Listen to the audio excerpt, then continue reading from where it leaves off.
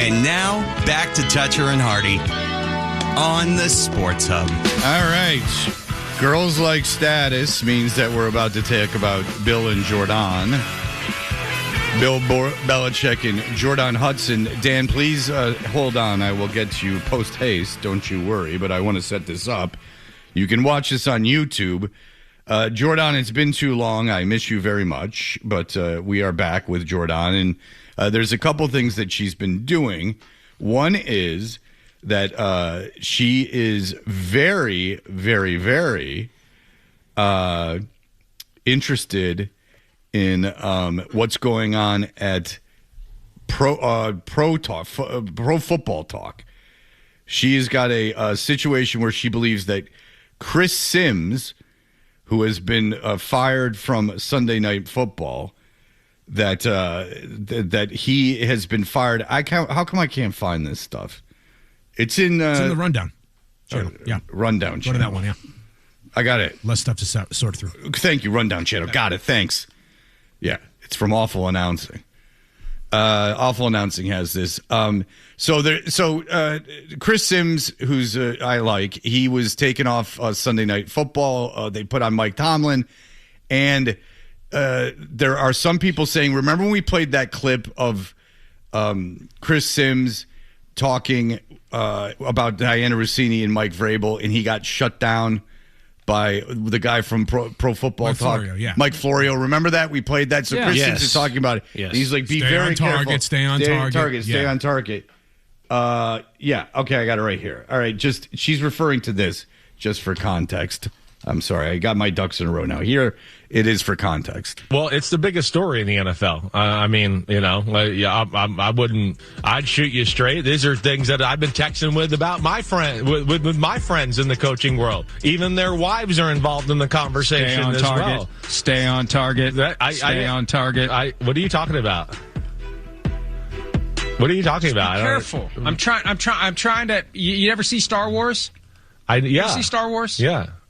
As Luke is going down the I don't know. I'm not enough of a Star Wars nerd to know all the terms, but his wingman is telling him stay on target. Right. I'm just giving you. I don't look. There's a lot there, and there's only so much that is reported and known, and that's I'm just trying to help. All right. In Star Wars, did they tell that they have the thing called "shut up" and just let the person talk? Tell me that and read that line back to yourself. I'm just trying to help you. All right. So now, since that awkward thing, there's a guy that tweets out, "Yikes! Chris Sims was fired from NBC's Sunday Night Football coverage just 2 weeks after he was about to reveal some insider info about the Mike Vrabel Diana Rossini scandal. Mike Florio immediately cut Sims off before he could say anything. What does that have to do with Jordon Hudson? Nothing, except she gets involved. She takes a still shot from her interrupting the CBS morning news broadcast and puts Florio's face as her and the face of Chris Sims as Bill Belichick. She then turns around and says, why is no one talking about this? So Jordon is trying to will this Chris Sims story into some kind of story, I guess, because people made fun of her. Right? I guess. And at Pro Football Talk talked about her, so she goes, why are we not talking about this? Why not at Pro Football Talk? Again, this is a public figure trying to drum things up and trying to get something else going. Wouldn't you be over social media if all these people are bothering you so much? And what are you tweeting about? This is the thing. It's like, it's just such an irony that she fancies herself a PR person. What good is it of you to tweet this stuff out about this thing about Chris Sims and Mike Florio? Say you want this to spread like wildfire and that you want this to be the biggest story in the world because you hate Pro Football Talk. You tweeting it is not going to do anything. You tweeting it has nothing to do, Miss PR. No. You're the one that effed up. In order to get crazy coverage, you have to mess up an interview on national television. That's how you do it. Not retweeting a bad Photoshop that you made. I mean, this is a lady, and that goes back to what is she doing for Bill's career? Bill is not stupid. Bill is not a young man. Bill has been in this profession for 50 years or more. he is known for keeping a small circle. He's known for keeping control of everything. Why all of a sudden does he have someone who's completely incapable of handling any of this business, handling it poorly, which leads to his humiliation? Why? Over and over again. Does he can continue, despite knowing his own best interests, and this is not for them, allow this woman to get more and more power and keep humiliating him? Because that's what she's doing. Why does he wear a hat that someone made with yarn on it to one of her professional cheerleading competitions for grown adults that has no tumbling? Just being like folks. That's all he's doing. Just hanging out. Well, he knows it's humiliating, and he puts a big goofy smile on his face and wears the yarn hat. It's like someone having you eat out of a dog bowl. You know? You're trash. I'm still trying to wrap my head around whose side Jordon is on in this Chris Sims. I don't understand it. That's why when he asked me, it took me a second. I don't, Fred. I don't get it, and that's why it was hard for me to set it up because I don't quite get it either. Okay, so in her own post, she makes Mike Florio be her. Yeah, telling Chris Sims as the CBS interviewer to we're not talking about this, right? So so seemingly siding with Mike Florio, don't talk about this. Okay? But now, she's pushing the notion that Sims got fired for talking about it as that's a good thing. Sims should have been fired for talking about something that he shouldn't have been talking about. Is that it? Do I have it now? I guess. So she would be the one that got him fired. So she was, and Bill is in the position of the guy getting fired. So maybe that was a little Easter egg for Bill to get maybe a little Boneroonie. All right. Now, what am I playing here, Adam? You said you should set this up. Yeah, so this is an interesting little bit of audio. David Cavucci's the voice you're going to hear. He started this FOIA ball, FOIA ball. It's talking about unearthing college football's weirdest and wildest secrets, Freedom of Information Act requests. He's guesting on a Triangle Media podcast. All right, so this is about the Freedom of Information Act in North Carolina. Yes, okay, correct. You're giving out a lot of information. I can't keep it all straight. What we need to know is this about Jordon Hudson in the Freedom of Information Act. Correct. So if you're a public university, I don't know how much he explains in this. If you're a public university, all your correspondence and things are public because you're being funded by tax money. All right, so here we go. In my simpleton knowledge of it. You can FOIA a public institution like North Carolina. So FOIA is Freedom of Information Act, just so everyone's on the same page. This seems very inside baseball. It's going to take a lot of me dumbing it down. You can FOIA a public institution like North Carolina, which apparently Jordon Hudson, Bill Belichick's girlfriend, has been doing as of late. Now, the genesis of this seems to be related to our old friend Pablo Torre. I was about to ask, is this about just seeing if she could find evidence that Pablo's been copied on stuff? Isn't that the guy that was Darth Vader? Look at your father.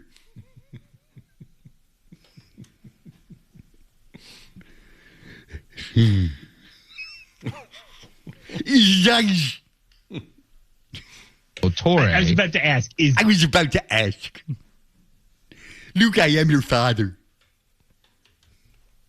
Torre. I was about to ask, is this about just seeing if she could find evidence that Pablo's been copied on stuff? In December, she sent 4 FOIAs to the school. One was for UNC's top communications officer, Robbie Pickrell Evans, for every email she sent that mentioned Bill Belichick or Jordon Hudson, which must have been hundreds of thousands of emails. She asked for communications with. Okay, so if you're Bill Belichick and your girlfriend is your girlfriend, just put yourself in any position, whatever you do for a living, and your girlfriend is running around asking your bosses for emails.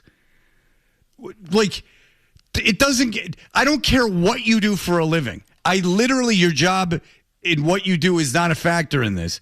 Whatever you do, if you have an employer and a boss, your girlfriend or boyfriend is running around asking them for emails that they have sent pertaining to you and her, or him. That's insane. And there's no way that this does any good. This isn't like a lawyer or they're trying to crack some case.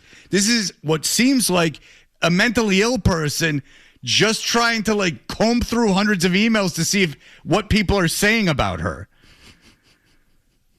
And like, even if you were Jordon's dad, wouldn't you be like, all right, like, I think that you're getting like a little manic here. Like, maybe, like, are you planning to like have a room in the house like full of documents that you like draw strings between and like tack up on a board to like try to find the conspiracy around you? You're 24 and you're dating an ugly 74-year-old guy. That's the story. You pretended to be his PR person and you blew it up. There's no... I explained it right there. There's no vast conspiracy against you. That's what happened.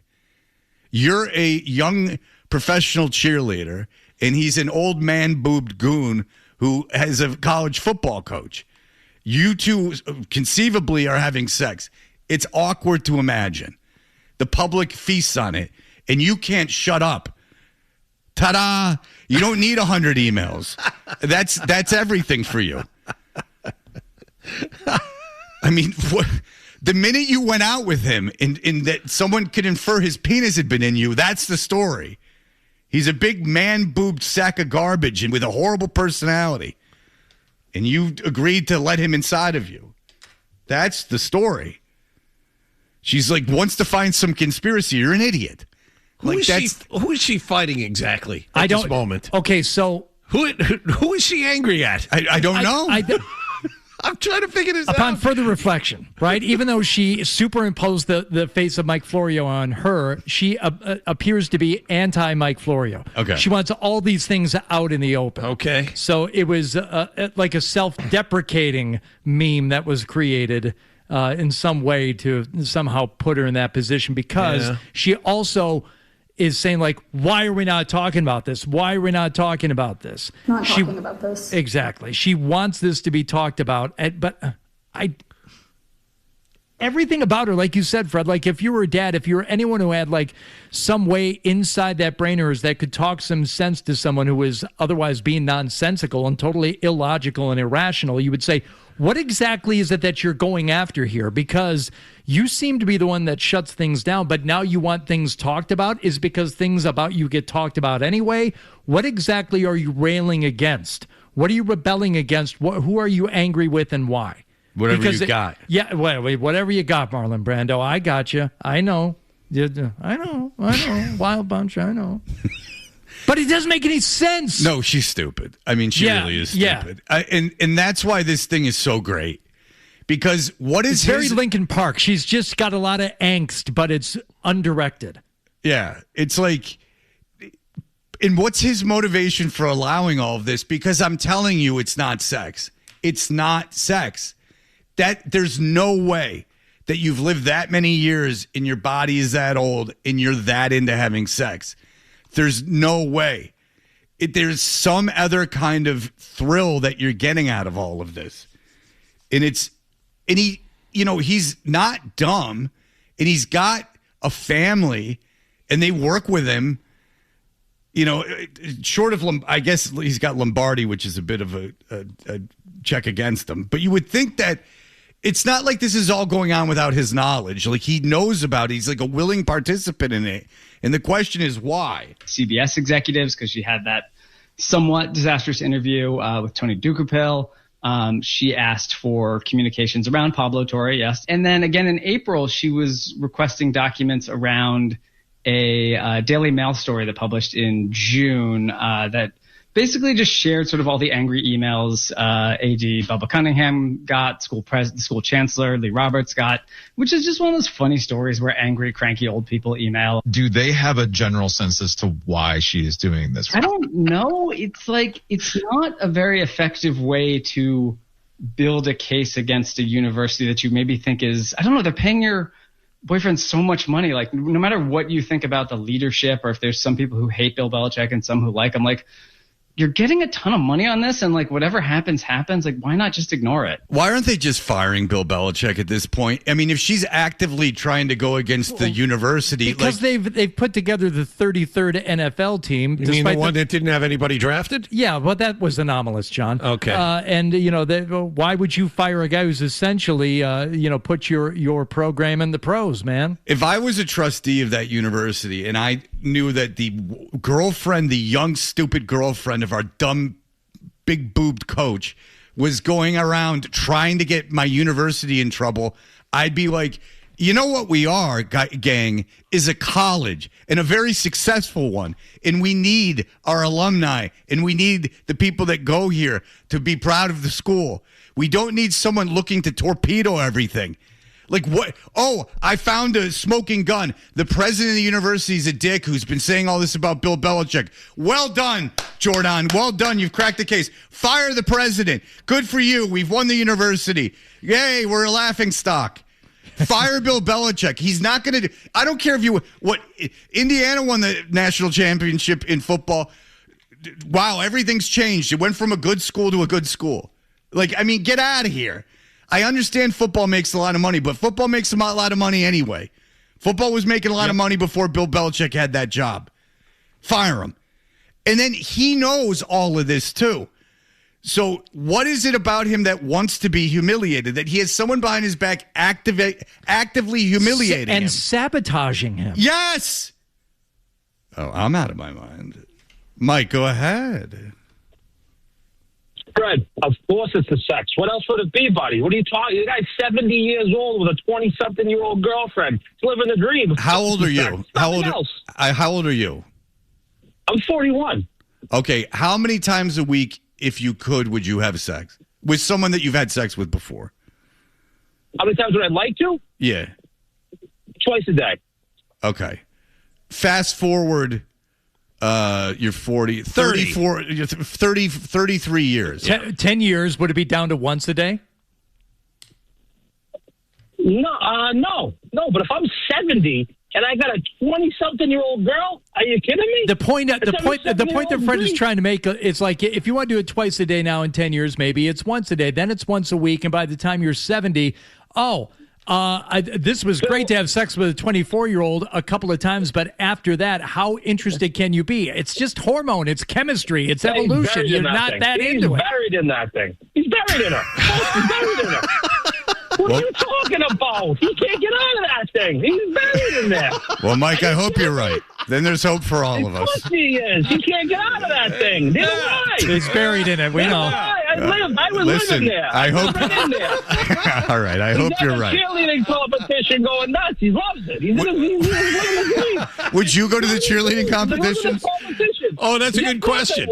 Ask him again. He didn't hear you. Oh, do you have a girlfriend or a wife?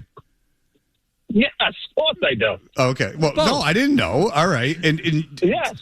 And you enjoy you want to have sex with them twice a day. How long have you been with them? A long time. Look at you. But if I'm 41, and if some 22-year-old girl, right? I work in Boston. Some BU student, 22 or graduate, comes and is like, "Hey, yeah." I'm like, "Yeah." Like, yes, of course you would. But I got news for you. Not the fifth time, no. But maybe you're different. Of course.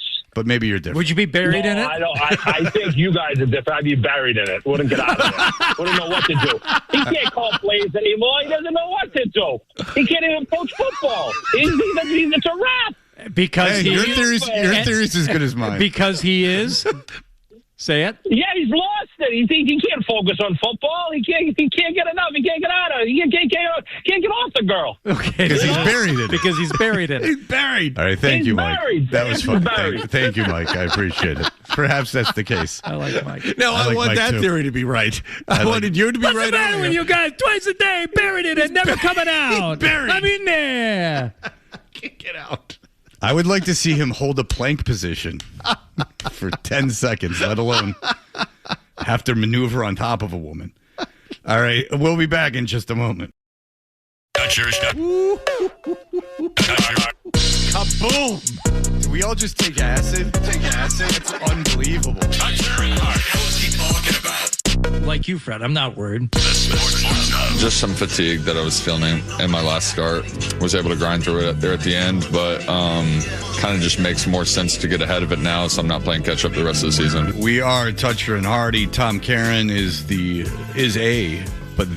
studio host and broadcast announcer for Nesson. He joins us every Thursday. Hi, Tom. Hey, guys. How are you? Your week? Better than yours, I'd imagine. Well, I didn't have to know as much about things as you did, I assume.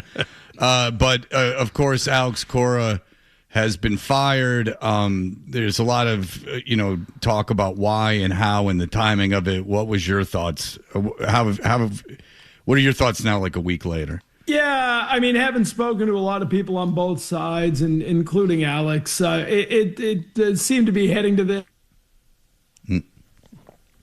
I think Alex Cora is a guy who wants to manage, I think, and this isn't from him, this is my perspective. I just think he's a guy who is best managing a team that is loaded with veterans and competing for a title. Last year, I was thinking this morning about what he said at the end of the playoffs last year. If you remember, he said, I had a lot of fun managing this team. He used the word fun after they were eliminated in New York. And I hadn't heard him talk about that in a while. And I think last year's younger team was kind of developing into somebody who would a unit that would compete this year. Obviously, it hasn't happened. In fact, they're probably younger. The loss of Bregman's a big part of that. So I think you run it forward to this year. I've heard that the relationship, and it hasn't always been strained. I think that's overdone. But I think the last couple of weeks, it was getting to the point where there was clearly differing opinions of what this group should be, how this group should be prepared. What's going on? All right, we can't keep this up. Maybe on the phone. Yeah, we'll get him on the phone. Yeah, Tom, let's get you on the phone. You're breaking up sporadically, and it's too hard. It's painful because I want to hear what he has to say. Yeah, me too. Especially since he talked to Cora. He's got the pipeline to all the right people. Well, Cora's been very like Jimmy Buffett about the whole thing. He's like, I don't want the Coras are fine. He's like, I don't want the Phillies job. I'm the core. Phillies have a worse record than the Red Sox do. Please. They got to be taking it well there. Wouldn't want that job either. You got that Phillies hat on today. That's right, I do. You just can't leave 20 miles outside of Philly, can you? I guess not. You can't. A lot of people, when they leave vacation, they leave it behind. He's Michael Scott coming back with a little braid in his hair. Hot, hot, hot. All right, Tom Caron, we got the pleasantries without interruption. Okay, so let's start. I there was something that he did say that we all heard, and that was the direction the team was going. There seemed to have been like some differences. The other thing we heard, Tom, was that maybe Cora felt the guys he was given on the big team roster weren't ready, and that he was trying to develop these guys into major league players, and that may have rubbed the front office the wrong way. Do you think there's truth to that? Yeah, and again, I want to make it clear that was my opinion. That's my perspective, not something I heard from him. So I don't know what you heard. I have talked to him. I've talked to both sides. But I just think last year he talked about having fun managing this team at the end, and it was a young team coming together. And I think that his belief was now this year you'd take the next step. Yeah, you come back, it's a young roster again. There's a lot of mistakes being made. The way Friday night's game ended in Baltimore, where Marcelo Maye was picked off at second base, essentially thrown out at second base. Those are frustrating moments. So, I from what I've been able to gather, the last couple of weeks, I think, is where the sort of disconnect began. And I think there's just a differing of opinion of how this coaching staff should be preparing this young group on a daily basis. It's sort of managing to win, managing to develop. How do you do both? You're supposed to develop at the minor league level, but this is a young team still developing at the major league level. So I just think it got to the point where the differences got too much. And Craig Breslow said, if this season is going to get flushed down the toilet, I'm going to give it one push here with a group that sort of is more developing or development driven. So you got Chad Tracy, who was a minor league guy, Chad Epperson, who's a minor league guy. You brought up a couple of coaches from the Florida Complex League. And we'll see where it goes. But I think at the end of the day, that's where the differences lie. It's Alex Cora is probably a manager who's best fit for a veteran team, and this is not that. Okay, so I don't doubt that to be the case. It probably is. I'd imagine, especially if you're talking to people on both sides. My question is this: not that if Alex Cora should have had the job or not, but it's everyone that has the couple people that have talked to me about this is like, it's this old school versus new school. It's this whole drive line thing. Da da da da. But my thing is if you're the Red Sox and you're representing yourself as this buttoned up, like precision-oriented organization where everything is a plan and formulated and down to the decimal point, how are you firing your manager in April, right? Like, if everything is data-driven and predetermined almost, and you know how everything's going to go, and I don't mean this cynically, I mean this seriously, how did you not know this wasn't the right manager for you before spring training? Well, I mean, that's a good point. I guess maybe the analytics can't tell you much about managing. I don't know.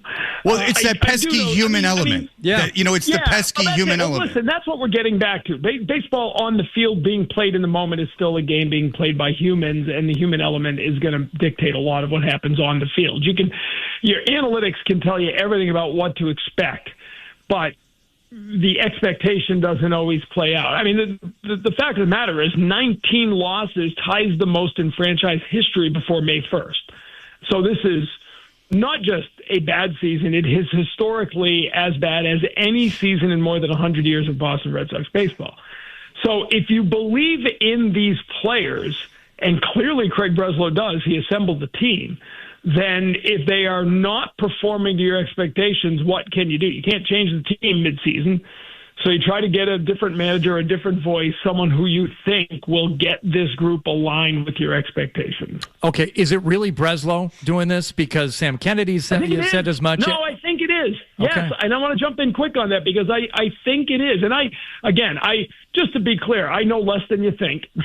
So, I mean, this is no, you don't. buttoned-down That's impossible. Organization. Okay, but what I do know, and I know more than most, and what I do know is that, when Sam Kennedy sits at that press conference and is asked, did Breslow come to you? And he says, absolutely.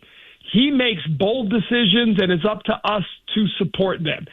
To me, more than anything at that moment, and everybody I've talked to and following up on that agrees with how that was laid out, that is the group saying Craig Breslow believes a different manager will help this. Let's see what happens. But absolutely didn't leave a whole lot of room for interpretation. It seems pretty clear that Craig Breslow went to ownership and said, I think a change could get this season going. Let's do it. All right. Well, now considering where we are in the season, you're 12-19. You're further out of first place than any American League team, and your top two starters are on the injured list. If this continues to go bad, let's say this team finishes below 500, is Craig Breslow's job in jeopardy? Because of all of this, he's cleared the decks. No way. Not if he fired the manager and it was his decision. I don't know. It's no way. I mean, you can't. I'm kidding. I'm joking. I'm being facetious. He's being a goose. If they finish in last place, they have to fire Breslow. My question would be, my question would just be who to work here. But go ahead. Yeah, I don't. I think the thing to watch for too is you're talking about the end of the season, and I think that's true. But if 2 months from now you're further back than you are now, right? If this season just totally gets away from you and it's 2012 2.0, then the question is, if you really are thinking of making a change, are you waiting till after the season, or are you doing it before the trade deadline when you begin the process of changing things over? I think that's the next sort of milepost to keep an eye on. Where is this team at the beginning of July, a month away from the trade deadline? And that's, I think, because if you're right, and I think that's absolutely a possibility, then you have to decide how you're fixing this and when does that restructuring begin. Does it begin after the season or does it begin at the trade deadline? That makes a lot of sense, Tom, because either way, you're changing horses midstream. This is not like other sports. I mean, you're talking about years down the road, developing these players that you've drafted, and it's a much longer process. So what's the difference of half a season? If you can get a jump start on this thing and you're going to be making a wholesale change in terms of the direction of the club and how things are going to plan out for the next few years, let's try and salvage. Let's try to salvage it starting now before that trade deadline. That actually does make sense. Yeah, and listen, if you're Craig Breslow or any other baseball executive, you're going to point to why this team didn't perform, and if you don't think it's because you constructed, if you think you constructed a good team, then you're going to, Crochet's injured now, Sonny Gray's injured. How long do those injuries go? I mean, they could be mitigating factors that they say, okay, this season got away from us, but if we do this and this, we can save it. So it's not an automatic. Again, I think the next month, I think this is going to be a really important May for this team because, again, it is still early, right? I mean, there's 31 games left. And, if you put together a 10-4 run, be whatever you are right now, 3 games out of a playoff spot, forget about first place. So it's, but I've seen no signs of it yet. These last couple of days are a reminder that the lack of slug, the lack of power on this offense is going to be a problem they're going to have to deal with all year. And if you don't get great pitching, first 2 games under Chad Tracy, you got Connolly early and Ranger Suarez throwing gems, and they won. Then the next 2 nights, Peyton Tully was okay, wasn't great, wasn't awful, and then yesterday Bayo was awful again, and in both cases you lose. So you need pitchers who pitch really well to keep this offense in the hunt every game. Are you worried about Mayer and Anthony, their development? This seems kind of bad. Like you make them regulars, and then if you go through this like disastrous season with all this turnover and tumultuous. I'm trying to say a word I don't know. But yeah, bad. Yeah, bad. B-A-D. Yeah. Thank you. Keeping those monosyllabic. So are you concerned? This is not ideal for their development. I'm not positive if this has been handled perfectly just from the start, but what are your feelings on those 2 players? When you think about Roman Anthony and how good he was at the World Baseball Classic, think of who he was surrounded by, right? And what it's like if you're a young player who's going to be a star being dropped into a really good, really successful, really harmonious roster. That has not been the case. I'd like to see. I know they moved him from leadoff to third. I like that. He was back at leadoff yesterday because Duran was off. I'd give Duran a run as the leadoff spot, but I'd move Roman Anthony down a little bit and let him just relax and get it off. Mayer's shown a little bit of life here the last 7-8 games.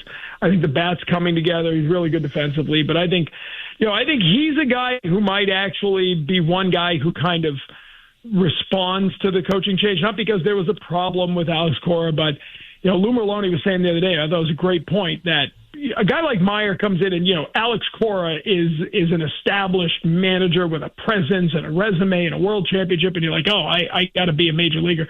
Chad Tracy's a guy he had for a couple of years in Worcester. Maybe he'll relax and be himself. But Roman Anthony's the guy to keep an eye on. He's really struggling right now. And, Bregman was his guy, and I didn't think we'd be talking about Alex Bregman in May, but here we are.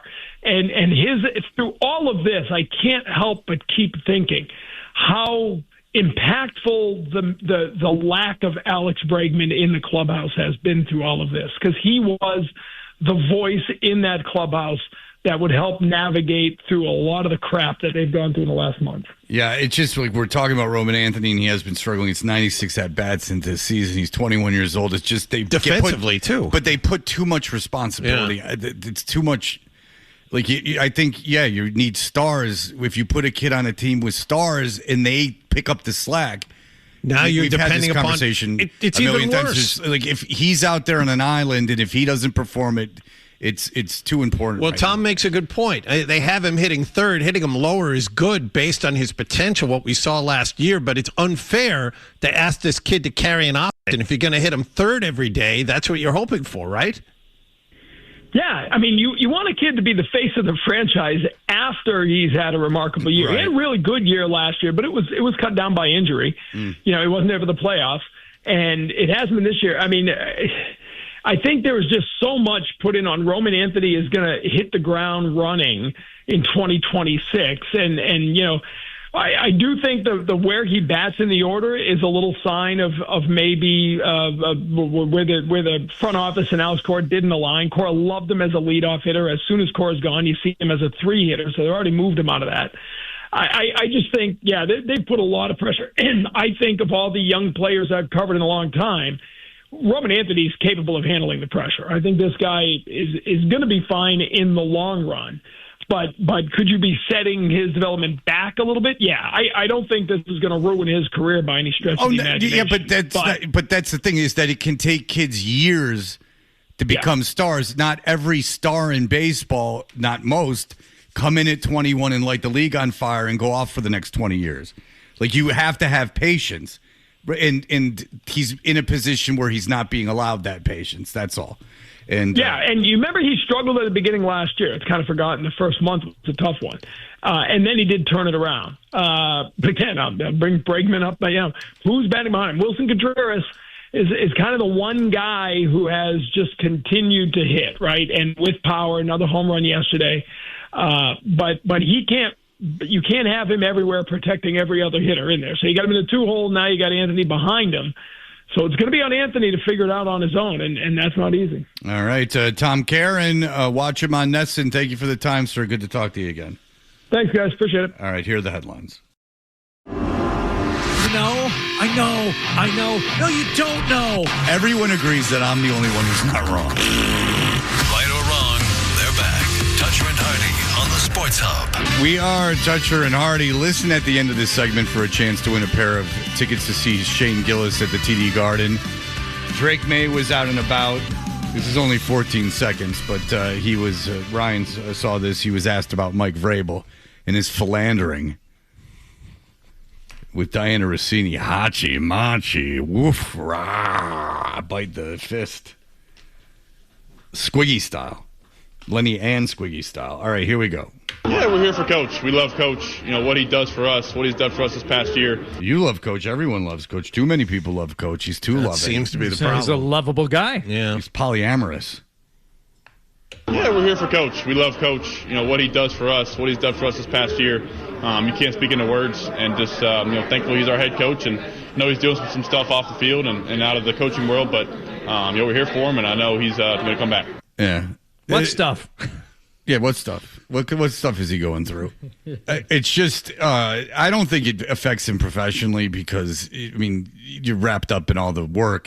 He's got plenty to do. I don't think he's going to be sitting there, forever having it affect his work. What I do question is why you would stay married, but that's a personal thing between him, and I don't know what his values are. Mine certainly are not of staying in that relationship. I almost got into this conversation in the last day or two. Someone about, I don't think it was you, Wallach. It was somebody, though. Who you don't like? It was, even for Wallach, it would have been like a dumb statement. No offense. But it was something to the effect of, hang on, how much more can the Patriots put up with this? Right. Was that you? I think it was you. Yes, I'm like, it was me. Because Robert Kraft is going to say what? No, Robert Kraft is not the bastion of all things good, obviously. He got caught in a massage parlor and basically got off on a technicality. So I understand where he doesn't have a leg to stand on, but as the owner of the team, the publicity coming in is all bad, and it will continue to be bad. It was Vrabel's mistake in the first place not copping to it, but now his head coach is being tailed through airports. No matter what he does, he's being photographed. They're checking on where he is and what he's doing. And if he's not with Diana Rossini again, that will dry up that part of the story, and like him getting followed through Logan into his car. Maybe. That because he gave him nothing. And you say he's embarrassing the organization. It's uncomfortable. There's a difference between this being uncomfortable for Vrabel and it being an embarrassment for the organization. I don't think it's an embarrassment for the Patriots. I really don't. He really just has to get through one season. He didn't do anything bad. He's got to get through one relationship. And however that plays out, that's one thing. And then he's got to get through one season professionally. Well, yeah, one season professionally, not in terms of getting fired or not, because I think that's preposterous. You can't fire him for having an affair. Then you'd fire everyone. there'd be like one Christian guy on every team. And I really don't think this is falling on the Patriots like other things. No, I don't think so either. But the thing, in terms of him, John does. Well, we'll both gang up on him then. So, like, if the thing about being tailed, like, that gets boring and no one's going to care. And he was late today. Then it pops up during the season because he's on TV again. But then after the season, who cares? Unless Rossini pivots, because she'll never get a job in journalism again. And she pivots and becomes like sassy podcast lady. And regardless of the success of it, it will get clipped. And a good way to get initial listens and views is to talk about your relationship with Vrabel. And that's the smoking gun that I'd always be afraid of. And it would be almost worth going, will you sign this NDA for this amount of money? And then you just will never talk about it. And if I'm Rossini, I don't know if I sign that. Because I lost my job and you didn't. You really haven't said anything publicly to support me. The cat's out of the bag that we've been banging for 6 years, at least on and off. Or certainly heavy petting. Yeah. You only contributed 5 songs to that playlist, and I did 8. But the thing is, forget the professional stuff, because I really won't matter after a time. It's just I can't see wanting to stay. But this is not my business. But we're on the radio. I can't see wanting to be in that marriage anymore. If everything is going to be filtered through this adultery, like, you win, like, I'm the bad guy, but I just can't. I got a whole life to live. So awful. I can't be the bad guy for the next 50 years. Right. Like, for the rest of my life. For the rest of my life. And you have to think of it that way. For most likely the rest of my life, if I stay in this relationship, this dynamic is going to exist. And I'm telling you, it's an unknown, and it's frightening, and you've been in the relationship, but you existed before the marriage, and you will exist after the marriage. It's not so bad. It's tough at the beginning because it's a huge adjustment, but once you settle in, it's quite nice. Pick new person. Vrabel will have his choice.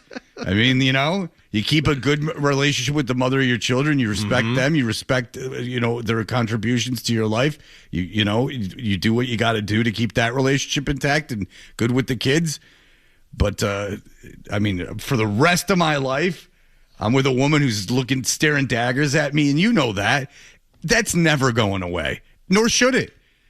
Caller number 10 to the contest line, 617-931-0985. Will score a pair of tickets to see comedian Shane Gillis at the Garden May 7th. Shane Gillis brings his stand-up comedy tour to the Garden for 3 big nights, May 7th through the 9th. Limited tickets are still available at Ticketmaster.com. We'll be back. Kevin O'Connell will join us as the Celtics big basketball team game coming up.